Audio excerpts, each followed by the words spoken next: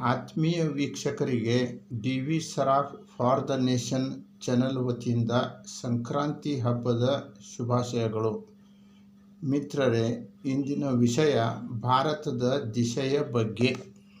ನಮ್ಮ ದೇಶದಲ್ಲಿ ಇರುವ ಎಲ್ಲ ಜಾತಿ ಧರ್ಮದ ಜನರು ತಿಳಿದುಕೊಳ್ಳುವುದೇನೆಂದರೆ, ನಾವು ಸೌಹಾರ್ದತೆಯಿಂದ ಇರುವಂತೆ ಕಲಿಯಬೇಕು. ಜೀವನ ಇರುವುದು ನೆಮ್ಮದಿಗಾಗಿ. ವೈರತ್ವದಿಂದ ಬಾಳು ಹಾಳಾಗುವುದು. ಮಾತೃಭೂಮಿಗೆ ಎರಡು ಬಗೆದರೆ ನಮ್ಮ ಜನ್ಮ ಕೊಟ್ಟ ತಾಯಿಗೆ ಎರಡು ಬಗೆದಂತೆ ನಾವು ಇಲ್ಲಿ ಬಾಳಬೇಕಾಗಿದೆ.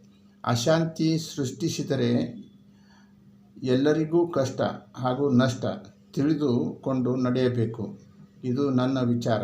ಆ ದೇಶದಿಂದ ಹಿಂಸಾಚಾರ ಪ್ರವೃತ್ತಿ, ಪಾಕಿಸ್ತಾನದಿಂದ ಉಗ್ರರ ದಾಳಿ, ಅತ್ತ ಚೀನಾದಿಂದ ಷಡ್ಯಂತ್ರ.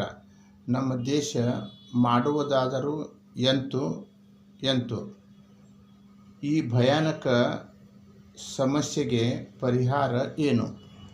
ನಾವು ವಸುಧೈವ ಕುಟುಂಬಕಂ ಎನ್ನುತ್ತೇವೆ. ಆದರೆ ಬಾಹ್ಯ ಹಾಗೂ ಆಂತರಿಕ ಪಟ್ಟಭದ್ರ ಹಿತಾಸಕ್ತಿಗಳು ನಮ್ಮನ್ನು ಛಿದ್ರ ವಿಚಿತ್ರ ಮಾಡಲು ಹೊನ್ನಾರು ಹಾಕುತ್ತಿವೆ. ನಾವೇ ಸ್ವತಂತ್ರ ಕೊಡಿಸಿಕೊಟ್ಟ ಬಾಂಗ್ಲಾದೇಶ ನಮಗೆ ಕಣ್ಣು ತೋರಿಸುತ್ತಿದೆ.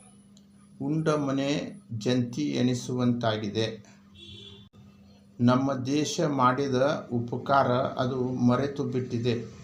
ಆಶ್ರಯ ಕೊಟ್ಟ ದೇಶದ ಹಿಂದೂಗಳಿಗೆ ದೌರ್ಜನ್ಯವೆಸಗಿ ನಿರಾಶ್ರಿತರನ್ನಾಗಿ ಮಾಡುತ್ತಿದೆ.